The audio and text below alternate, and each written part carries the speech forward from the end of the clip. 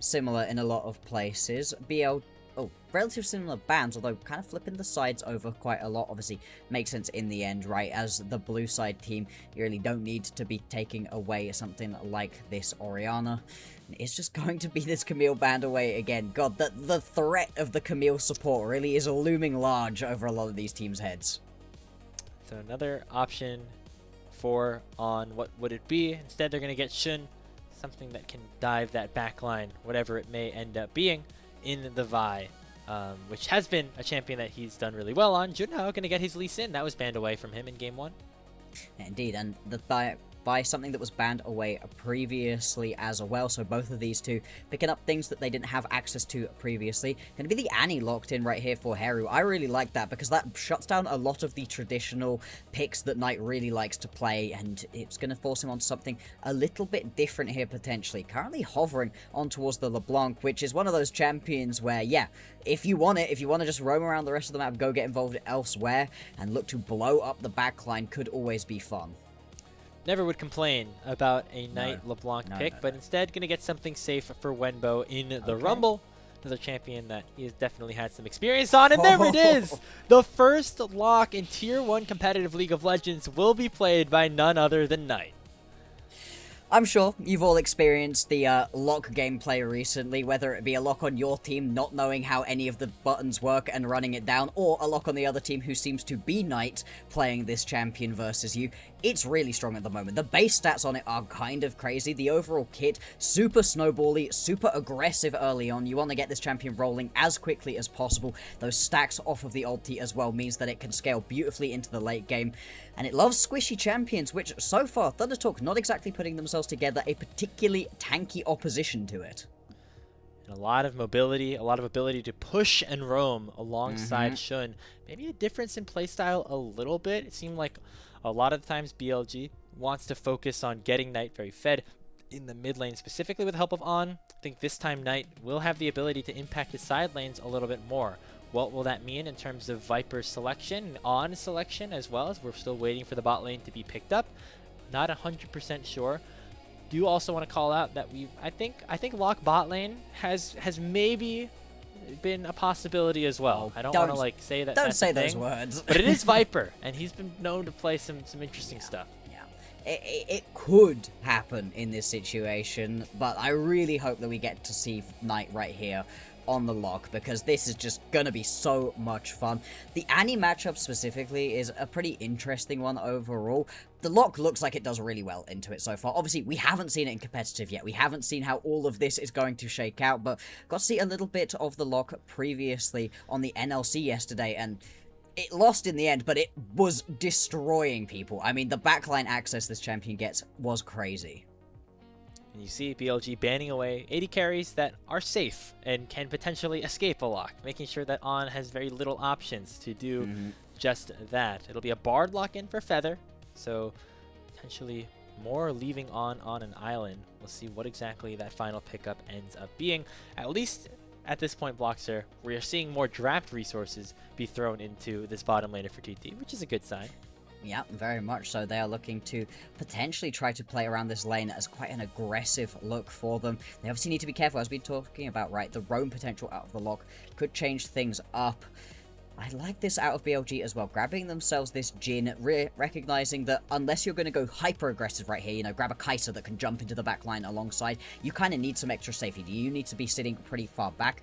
Out of the support right here, I'd love just to see something tanky. Yeah, I'm going to say the Alistar would be perfect. That, the Leona, the Rel, any of those pickups would have been ideal to round this composition out. And BLG, they have themselves another teamfight composition, looking for picks, looking to blow people up. From ThunderTalk, we're talking about needing some survivability out of your ADC. There's a chance, right? Spell Shield does help, but I would worry a little bit about the Sivir's ability to continue staying alive in this game.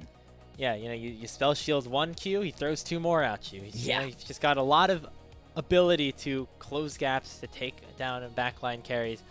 Tough task here for On and the rest of ThunderTalk, but I will say, I do like their 5v5 teamfight composition if they get to an even point of the game. That's something that BLG's comp did better in Game 1. I think ThunderTalk's comp might do that a little bit better here in Game 2.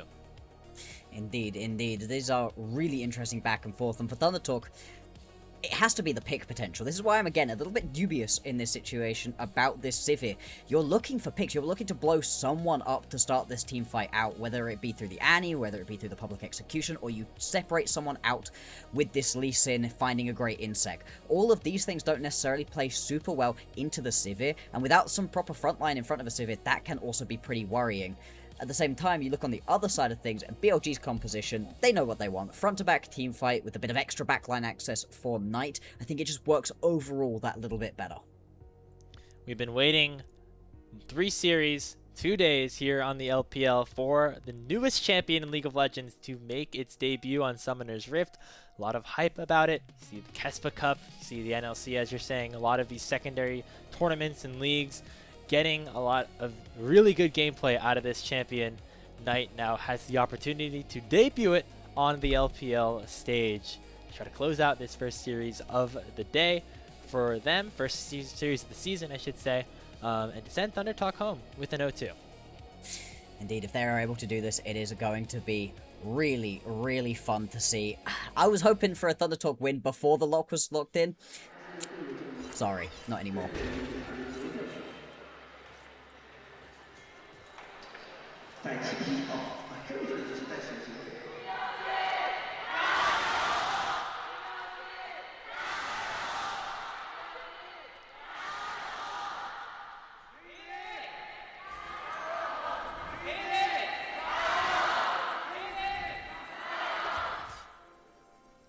Let's do it. Game number 2 between Bilibili and ThunderTalk. And the first game of Lock here in the LPL. Going to be electrocute, sudden impact, all the things that you need here, Bloxer, to one-shot your opposition. Oh yeah, I mean, this is just full all-in. We are going to blow somebody up to start these fights out, and it depends a lot on which team it is that gets caught out in these situations, right? Both teams have the ability to blow somebody up. Right now, early on in the laning phase, Heru going to take a good chunk out of Knight, actually. Let's see if he's going to be able to keep this pressure up. I mean, even once you get to that level 6, still, in the straight-up 1v1 situations, the Annie should be able to play. And here's the thing about the way BLG's composition works, especially with Knight. Very snowbally champion is the Lock, and also with just the single target damage that BLG has, they're not going to do as well in team fights if things are more at an even state. So unlike a lot of games for BLG where we kind of are expecting the rest of the team to kind of collapse around mid lane, I think Knight's really going to have to be active on this map, help Viper and Wenbo get ahead in their own right, and get some snowballing for himself once he hits level 6. Absolutely. It's very much going to be on his head to see if he can push this team forwards, find potential angles to be getting on in. So far, both of the junglers going to be starting towards the top side of the map, working their way on down to the bottom lane. Could potentially be a gank angle for Jun if he wants to look for it. ThunderTalk's bot lane pushing really far up, but I would be surprised if they go for that. More likely to just take those resets and head back towards the top lane. Just keep on with this early farming, because the level 6s are going to be really important. No shenanigans this time around for Junhao, instead opting for a full clear, making sure he's in a good position to fight. Speaking of fighting, that is what BLG are going to do down in the bottom lane. Feather can't even take the magical journey, instead allowing Jun to go over. It's first blood once again for On, and Bilibili off to the races once again. Never mind, if you step forwards like that, you are going to expose yourself. Now, Junhao could potentially be caught out, should be able to just dash away back over to Heru. And it is going to be that as a little bit of survivability. Still, you are going to lose out onto this top lane Scuttle Crab, and the early kill going over to BLG. I didn't think Jun was going to go for it, but hey, if ThunderTalk played that aggressively, why not? This is a great start here for Bilibili, continuing to get that snowball rolling, and even though it wasn't on the roam, it was him alongside Shun impacting that bottom lane early. Indeed, and we see it so much. Jun and On together, playing, making sure things can happen. Feather now looking top lane, but he's just going to be sat right on a ward. That gives a lot of extra safety down on the bottom side of the map as well over. Viper knows that he's chilling, doesn't need to worry too much about stepping on up. We'll see how long Feather's going to spend up in this top lane. Not too much longer, as the wave not in a great space for Keshi, unless Wenbo tries to overextend. Maybe wasn't expecting this bard to continue to be in the area. not fully committing yet, just waiting now for the rest of his team to arrive as he overheats onto Keshi, gets him to 300 HP, on the way as well, looking for that headbutt pull, doesn't find it just yet, only onto Feather, and in goes Shun as well. It's going to be a 3v3 opened up on the top side of the map, and Wenbo, very low on HP, is going to force BLG actually to go on the defensive, and it's a small win, all things considered, for ThunderTalk. It is indeed the fact that they're able to just keep things going right here, keep themselves just about safe enough. Playing a couple of summoners as well is going to be useful. This fight continues though. Fighting up here on a half HP. He's definitely taking very low. Lives. Junhao's going to warhop forward, make it a 1-for-1 at least for now. Resonating strike from Junhao makes it a double kill for the Lee Sin. Shun trying to even things back up though. He dodges away from the ball breaker, but in comes Knight, dashing forward, and with the nails will be able to secure the first lock kill of the LPL season. Knight off and running, BLG up 3-2. There we go, and of all the champions to be given early kills over to, the Lock is definitely not one. There's so much available to this champion. The backline access is really crazy as well. The Ashen Pursuit, so annoying to try to deal with. The fact he's able to just jump in there, grab somebody with the nail, it wasn't even a particularly difficult situation. Why you stick around for so long, though, is kind of criminal here. Yeah, I mean, it actually ended up working out a bit for ThunderTalk if it was an isolated 3v3. Problem is, Knight got pushed, Knight roamed. That is the textbook definition of what this champion should be doing. Yes. Push lane, roam into one of the others, and go and pick yourself up some kills. I thought Jun had killed himself right there by missing out onto that Vault Breaker, but just not about because Knight arrives. The fact that you also have to blow the TP as well, making things that much harder to potentially play around. Viper, I don't know that you want to be here. Resonating strike, Feather using the magical journey. Viper flashes into the dragon pit, gonna get knocked right back down with the help of the boomerang blade from On. Junhao evens up the kill score. They're gonna actually take the lead as On will go down as well. 2-for-0 plus the dragon as ThunderTalk hit themselves their first lead of the series. There we go, and that's a couple of kills right here onto Junhao as well. One of his signature pickups, I'd say, with this Lee Sin, a champion that he really likes to play, although hasn't been able to express too much on recently. Now going to be able to grab this first Infernal Drake for the squad as well. And so far, early game, looking pretty ThunderTalk favored. Things not massively one-sided, but most of the gold lead is on this Lee Sin. And hey, we wanted to see something from Junhao. You said it, going into draft, he gets his Lee Sin, and he has delivered. Definitely easier to play the game also when you don't get screwed over in the first 4 minutes. So Exactly. better situation here for Junhao, who's playing in his first group of 10 games of his career. I mean, when we talk about things that we want to see out of ThunderTalk, we wanted Arn on a traditional ADC that he's able to play well, Sivir, Tick, and Junhao to do better throughout the early game. He has already got that Eclipse completed. That is super accelerated in this game. He's going to be an absolute menace when it comes to the skirmishes, and even potentially the team fights that we may well see. Grub's going to be the next big thing on the cards. Both junglers hanging around near enough the mid lane. Jun doesn't quite hit the Vault Breaker once again. Does have the level 6, but decides not to use it in that situation. Instead, backing away, maybe making that next fight the Grubs spawning in 20. She's going to go down to his bottom side, take the red buff, just continue to try and farm things up, which is maybe a bit surprising as we, in our opinion, think that BLG need to, try to snowball their lead in the early game as ThunderTalk's team fight. He's very good once we get there. BLG not panicking just yet. They're not going for any desperate plays just because they feel like they have to. Recognizing that there's no real need at this point in the game, Shun just continuing to hang around on this bottom side as well. Feather could potentially get caught, actually decides to sweep, and should keep himself safe because of it. Instead, it's just going to be a trade of this Gromp and a bit of bot lane pressure over for the Grubs from ThunderTalk. I'd still be happy enough with this one as ThunderTalk, right? If he's able to get a few more, although I like Junhao was walking away. No, he is actually going to complete these Grubs and at least pick that up. Got it. Okay. Okay. Ooh, that would have been bad. Grubs for not getting the enemy grub. Now that's definitely not a worthwhile Definitely trade. not worth it. Even the one grub, not necessarily worth it, but you get a couple of plates here for Viper as well. Yeah, that's also the see that critical Heru, thing. he burned Tibbers just to make sure that that play ends up working out and trying to deny Shun the opportunity to steal the jungle even more, going further into the blue side. So, hey, that's a small win here for ThunderTalk. They are currently in the lead at this point in the game. They got themselves the first Drake, all of those grubs as well, and as we've been saying, Junhao in a very strong position overall. Still, this composition would like to skirmish at this point. Now that level 6s have come on in, at least on their top side of the map, this is the point at which they can find picks, they can look to go a little bit more aggressive. You do have to be careful, you don't want to give too many kills over to Knight or to Wembo. Both of these champions can also take over a game, but there's not really too many opportunities at the moment to go for anything. A few pings going down on this top side of the map, but there's nothing really to fight around. Just going to be Junhao trying to snowball his lead even further, taking that Scuttle Crab. Also see Keshi once again generating an early game lead, up 20 CS, much like he was against Wembo earlier. Junhao smites away the Gromp. And actually, ThunderTalk could be looking for a bit of a play for members here on the top side.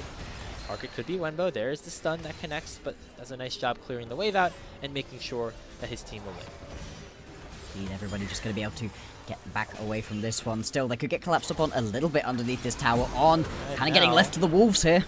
Yeah, they might just go for this kill, waiting maybe for Knight to arrive with a teleport. He's going to channel it and allow for BLG to try to go for something. A double knockup lands for On, but not before he ends up dropping. Wembo does not have the equalizer. A public execution forward from Keshi. It looks like ThunderTalk actually want to continue the play. In goes the Purgatory as Knight's looking to try to execute some members of BLG, but he gets executed himself. Gets hit up by Tibbers and shut down by Junhao. And Wembo and Shun are forced to run for the hills. That's not going to be ideal at all. You lose out onto multiple members right here. On dies, Knight dies, and you don't get any trade kills back. BLG overly aggressive right here. Shouldn't at least going to stop the reset of Heru, but not going to feel confident enough to step up. And Grapes, that's just over-aggressive from BLG. They think they're stronger in this situation than they are.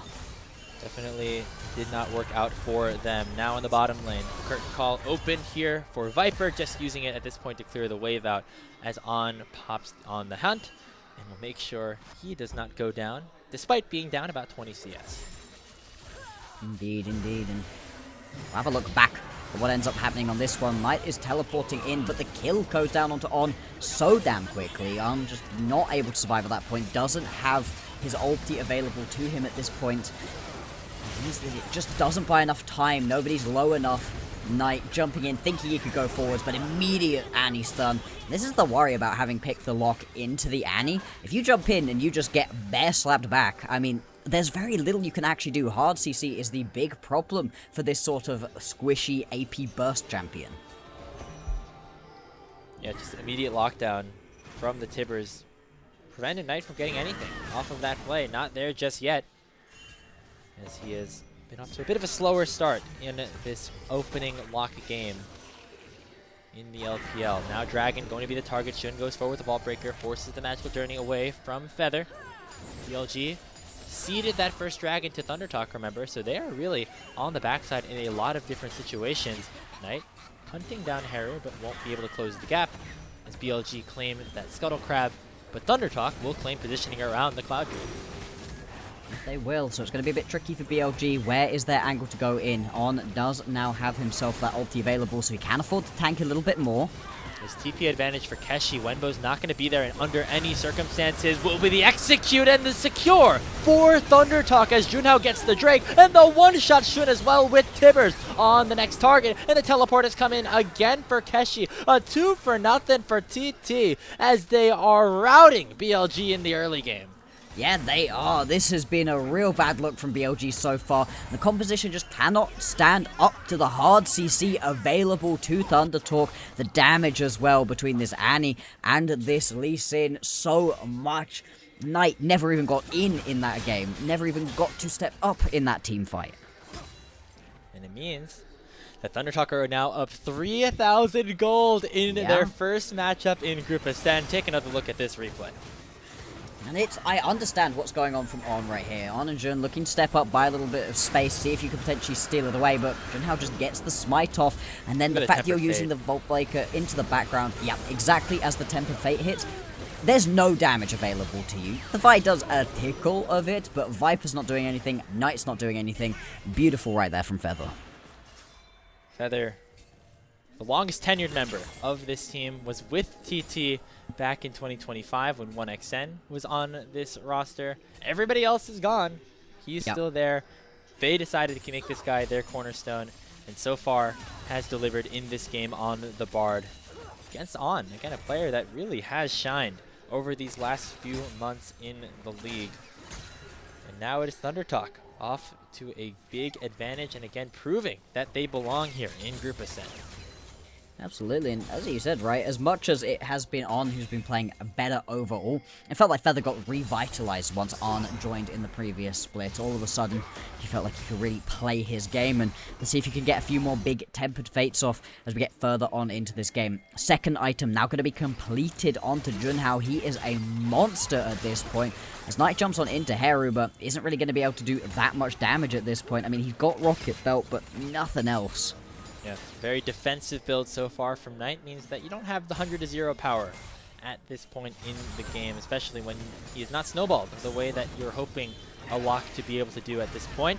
Ooh, Shun gets hit up by another nice tempered fate from Feather. Gonna get collapsed upon by 3 members of TT. He flashes away from the Tibbers, and Knight is here to try to re-engage, but Junhao just does too much damage. He flashes over the wall to take the Vi down. Knight looking for the assassination onto Heru, but he won't be able to finish the job. He flashes right into the waiting arms of On, and makes it another 2-0 for TT. Could be looking for more, as Viper is a bit out of position, gets hit by that Sonic Wave, resonating strike as well. Viper knows it's a one-way trip, looking to try to land that 4th shot onto On, but he will not let it happen. ThunderTalk are on fire in Game 2.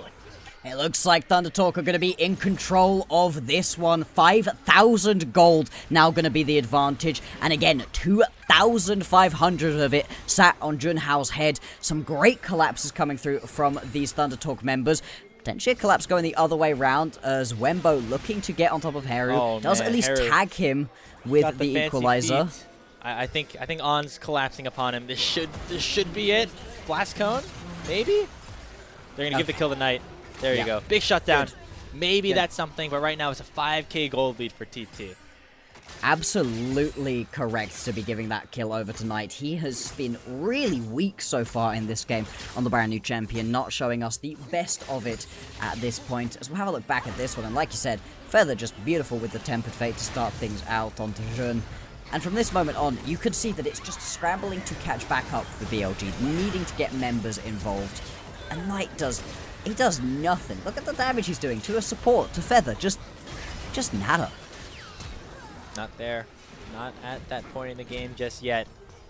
It's been an underwhelming start here for Locke in the Tier 1 League of Legends space. Of course, we know what this champion can do when he snowballs, but right now Knight is not very snowballed. He has a slight CS lead, but the rest of his team is underwater at this point. 2,500 gold lead for Junhao. 1,500 gold lead for Keshi. Even On has the advantage over Viper at this point with his second item in the Flicker Blades completed and a call on the way. This is all ThunderTalk all the time in these first 17 minutes. Yeah, the fact that that is the cull only just now popping as well. ThunderTalk.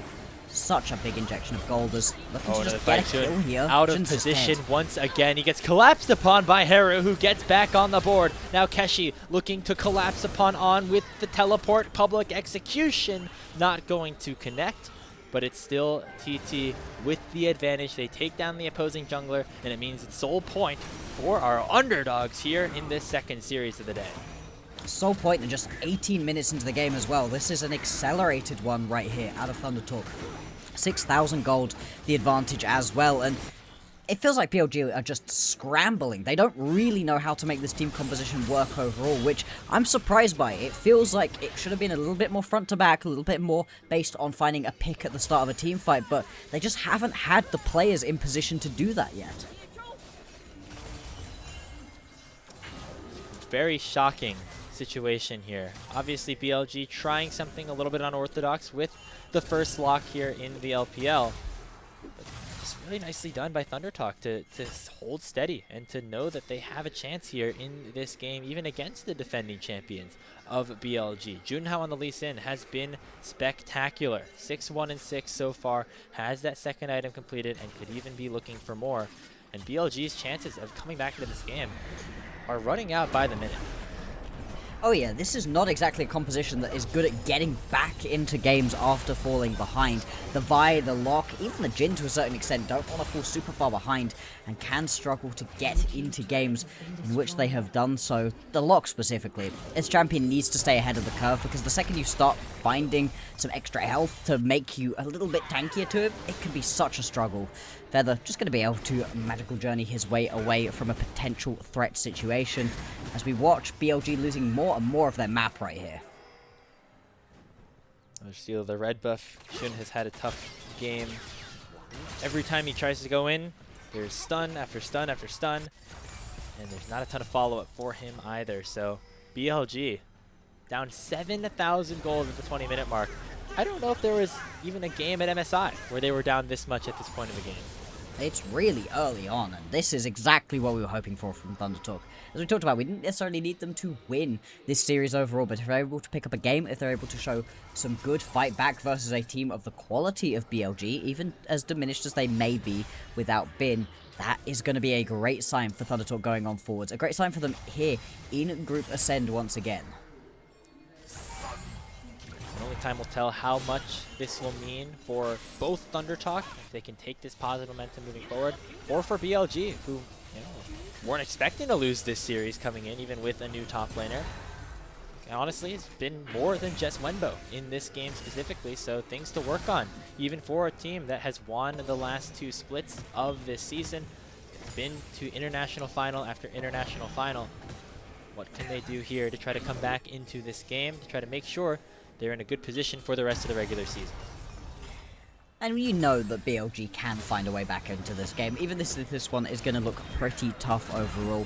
Team of their quality up against ThunderTalk should be able to find an angle. They just have to be very careful about what that angle is going to be. Currently looking like it wanted to be Keshi down on the bottom side of the map, but the collapse is going to be spotted out. With the Baron available right now, ThunderTalk in complete control of this top quadrant of the map, the top half of the map even, really. Look at the vision available to them, Grapes. There's basically nothing up there. Keshi 1v1ing Wenbo, soon to be 1v2 with Feather arriving. Another pick onto this rookie top laner. Wenbo gets away from the Tempered Fate. Going to be matched alongside Shun, and Viper's on the way, but Feather will flash forward and make it an even trade. It's 1-for-1 so far, with Knight teleporting in, and Feather away from the rest of his team at this point. Knight tries to dash away from that Cosmic Binding, but ends up not dashing away far enough. ThunderTalk looking to continue the chase. Sonic Wave not landing onto anybody, and now a re-engage could be in tow for BLG. Once again, Feather out of position, and Knight will be able to eventually take him down, but Viper's assassinated on the other side, as it's finally a 2-for-2. Knight still has that ultimate available, has opportunities to execute, and might have found one here. Headbutt pull from Heru, who goes way too far forward, and now On is flashing on to the backline. On's in trouble now, as Knight will land that execute, get another shutdown, and there it is from BLG in this game 2. Looking for the final kill onto Junhao as the teleport comes back in from Keshi, and that means that Bilibili will have to escape. Yeah, they're going to be able to use this blast cone away, get themselves out of any potential extra threat, and there you go. BLG find a way to fight back. It's messy. They still lose out on a couple of members as well, but critically, Knight gets a bunch of kills, a bunch of shutdown gold, and that has accelerated him ahead. Knight, all of a sudden, looking a little bit more strong on that lock, picks up the Shadow Flame, gets an arm guard, and let's see how we got that fat stack of cash. Indeed, having a look back through this one, and I think it's just over-aggression right here from ThunderTalk. They realize that they can find a couple of picks, but at this point, they really need to just turn around and run away. Heru not recognizing that there was a waiting Jun in the bush. The fact that the kills get picked up where they do, that Jun gets some, that Knight gets a couple as well, is just massive right here. Really good to see, and that Purgatory, damn. It's going to be Soul for ThunderTalk if they pick it up. It's at 3,000 HP, so another team fight already in the weights. On lands a 2-man pulve, and it will be the Soul denied by Bilibili for now. On the backside of things, Keshi ends up going down. He'll be traded for on the respective backline here for BLG. Feather goes forward. Another poor magical journey will result in him likely going down, but he's still able to survive. Shun finally sits over the wall. There's the Purgatory from Knight. Will find and execute onto Heru eventually, but Junhao's looking to chase him down as well. There is the kill. Dashing over is Knight. Now stuck in a 1v1 against the Fedley Sin. Goes into the stasis, but eventually will go down. ThunderTalk lose the Drake, but they still end up winning the fight. Yeah, they still end up with a bunch of kills right here. Still, enough members have gone down that they are not going to be able to turn around and grab the Baron, unfortunately. And they're pinging on towards it. This would be risky. I mean, yeah, you got to sieve it, but I mean, look at what BLG have got coming back up. Yeah, they realized that that would have been way over-aggressive. Instead, backing back off again. Like you said, the fact that they lose out onto that soul right there is crazy for them. BLG really needed to avoid that one, otherwise it would have been so much harder to keep everybody locked down, actually land the damage that they needed to. BLG staying in it, but it's still ThunderTalk not bending the knee. They know that they still have a gold lead. They still are in a good position, and they have the team fighting power alongside Junhao on this Lee Sin, who once again is looking for the rookie in Wenbo. Tempered Fate gonna buy some time as now Shun is forced Feather out with a magical journey. Knock-up lands onto Keshi. Deadly Flourish to follow. They will one-shot the TT80 carry if he's not careful. Send to the back line as he flashes away on really dangerously up into the front line here, as Baron now is still a topic of conversation for either team. ThunderTalk trying to be escorted through the mid lane. Back issued here by Keshi. He does not have a teleport to join his team again. And TT still playing aggressive here, knowing that they have power and positioning around the mid lane. Feather has had some really good Tempered Fates in this game, and that one was really bad. Wenbo having that extra time in the Tempered Fate for his team to arrive around him drew Keshi in way too far, who nearly got locked down. I mean, I don't think he was going to survive unless he just about got the Eclipse shielding off for himself, and he only just about is able to limp that one away. Still, it doesn't cost ThunderTalk too much in the end. The gold lead remains at about 4,000. Knight still the only one with an advantage right now, but with his broken stopwatch, he is still under some massive threat in this game too. He might get the Zanyas here upon his reset. That would be big for a potential upcoming team fight.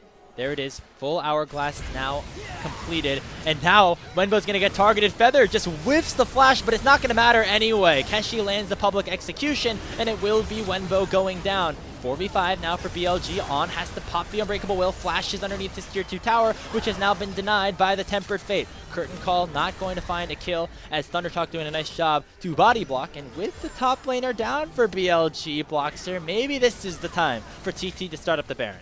It's at least the time for them to bait the members of BLG in. You can see there's lots of worry about what's happening in this bush. He dashes forward. He's right into a stun from Heru. The CC lock is pure, and TT played the vision game to a T. They're going to head over to the Baron, and they're going to pick up a blue-purple buff for the next 3 minutes.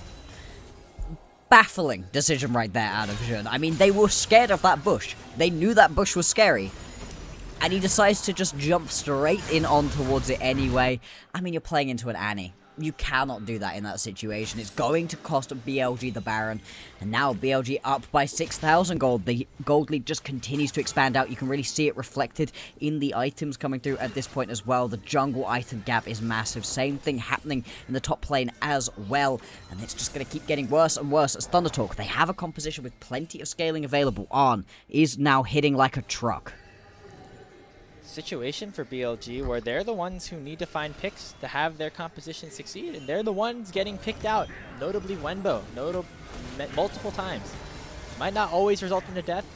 It has resulted in some bad things happening for his team in his second game of the LPL. Shun looking to re-engage, but a nice spell shield from On will cancel the cease and desist. Knight tries to assassinate Heru, but does not have the damage. Junhao dashes back in, kicks Viper to his doom, and ThunderTalk might have just done it. It's a double kill for On. Wenbo will go down for the 4th kill of the fight, and it's only the lock available now for Bilibili Gaming. TT are 5 strong. They're going to push down mid, and they're going to win their first game in Group Ascend. There we go. We're going to get a game number 3 here. Long day of games so far. Knight, the final one remaining. He's going to jump back underneath his fountain, but he's going to have to watch as the Nexus falls. ThunderTalk send us to a game 3. The lock not the best look for BLG in its debut on the Tier 1 stage. Knight had some interesting moments, but the composition for BLG Bloxer never shaped out. No. This is what I've seen from the couple of locks that we have gotten so far in the NLC. It gets fed, it might find some moments, but it just isn't giving the team very much extra as well. It's a bit different to something like an Aurora, or like an Akali, or even the Kiana, where you give something extra to your team. You've got some lockdown CC to give, or as the Akali in the Shroud, you're just super annoying to deal with. If you get on top of a lock, it's gone, it dies. It means you're under a lot less threat from this champion than from a lot of others, unless it gets Omega fed, which we just haven't seen so far. Like I said, BLG just not playing that entire one particularly well, whereas ThunderTalk recognizing that, punishing mistakes, catching Wembo out multiple times, making it so every time Jun jumped in, he regretted that decision, and dealing with the fact that, yeah, Knight had a couple of kills, but he wasn't able to get anything off the back of that. Tough go of things at the end of it. Felt like Knight was in certain positions, but just never got to that proper threshold to fully take over that game. I think a lot of that could be attributed to just the way the composition worked out for BLG, not necessarily snowballing fast enough. It was ThunderTalk and Junhao specifically really having a good early game, and that resulted in them being able to just grab a hold of that game and never let go. And congratulations to ThunderTalk now. Hey, you're in Group Ascend. You're proving yourselves against some of the top dogs. You have that opportunity, and they are sending us to a decider. They're trying to prove that their entrance into the top 8 was not a fluke last split. Absolutely, and the fact they're able to do it versus BLG here is going to be massive. Having a look at the goal graph, I mean, it was never not in control for ThunderTalk. Junhao, what a monster performance. Even when we see good Lee Sin performances, you often don't see them topping out the damage charts for their teams, and certainly not when there's an Annie or a Sivir or even an Ambessa over on the other side, but Junhao was everything to this squad. He is absolutely my vote for MVP here. Almost 1k DPM on a Lee Sin. You don't see that every day. He was from minute one active and involved, and really outplaying Shun in a lot of situations. And BLG seemed like they hadn't played from behind in quite a long time. Maybe that's just because of how dominant that they've been. Weren't able to properly read situations where they had to back off, or they were going to get singled out and picked off, or can't go for vision in certain instances here. ThunderTalk really just putting pedal to the metal here in this game. Yeah. I mean, absolutely they were. This was overall a really nice performance out of ThunderTalk. It was messy, right? It wasn't a complete domination, one-sided stomp. There were kills going back and forth every time, but overall, really well played. Lots of praise onto Junhao, lots of praise onto Feather as well. His Tempered Fates were really nice. He was finding a lot of good angles to help the team out, and wasn't getting caught out too much for himself either. Something that, plenty of bards, even the good ones, can fall foul of. All growing pains for a rookie, or not a rookie, but a younger player like Feather, still in his first opportunity up in Group Ascend with ThunderTalk, or actually no, Feather was in Group Ascend last year, I should say. But still having a good opportunity here to prove himself once more, and making good use of it on the Bard against a player that really likes Bard in On as well. A lot of these team fights, this was one that BLG actually ended up winning. It was because Feather was caught out just a bit. The rest of things, though, went all TT's way, and now they have a chance to take the series. I mean, I know BLG are dealing with their own issues right now, but that would still be a massive statement if you're a ThunderTalk fan. At the end of the split, it counts as a win. Nobody's going to look at the little asterisk next to it and go, but Bin wasn't playing. We'll see if we're even going to get Bin back in BLG at any point. This may well be the top laner that they have for the rest of this split and beyond, potentially. Obviously, as you've been saying, right, lots of rumors about looking externally, looking internally, trying out a lot of different things, and nobody's going to care about that. If you beat BLG right here, that's a win in your column, and that puts you in such a good spot going on forwards, right? All of these individual wins are incredibly important to a team like ThunderTalk, who are expecting not to be competing for the top spots, but for trying to just get themselves a bye into the first round of the playoffs. Would be a pretty big opportunity for ThunderTalk to try and deny that, and hey, maybe this is a sign to some of the other teams in the LPL as well. We just saw AL and JDG duke it out in a full 3-game series. Yeah. Maybe everybody is a little bit vulnerable at this stage in the LPL. That #1 seed we thought was just going to belong to BLG entering this season just based off of how well they have played all year. Even they are showing a little bit of showing some cracks in their form. Not really able to come back in any way here in this game. Wenbo definitely showing some of his youth and inexperience. This could definitely be an open season here in Split 3, which makes things very exciting as we're only in our second day. Exactly, exactly. If this is going to be a sort of a renaissance for some of these younger teams, but some of these less successful teams as well, that could be really, really fun. ThunderTalk, long history here, not necessarily the most fun history for them in the most recent couple of years, so starting things off well would be great. Now, I wouldn't mind a complete banger of a game number 3. Not sure you want another hour-long matchup to round your day out. You know, it'd definitely be a memorable experience. I don't know if it'd be, you know, necessarily a good one, but memorable to say the least. The sun is fully up in your apartment, like. Yes, it is. You can see my lighting has shifted over the last couple games. Yep, very, very much so, and we will see what it's going to be. I hope that ThunderTalk can really take it to them in the next round. And as we were talking about Junhao, I'm particularly impressed with this performance because of how limp the performance was in the previous game. He turns it around beautifully in this one. Yeah, statement game from Junhao, making his way from BLG Juniors up to take down BLG with a 9-1 Lee Sin performance, and evening up our series at 1 game apiece. All of a sudden, next game wins our opening series, gets up to 1-0 in the Group Ascent standings, and takes one closer step to Worlds 2026. We'll see who that ends up being after this short break. Don't go anywhere. We'll be right back.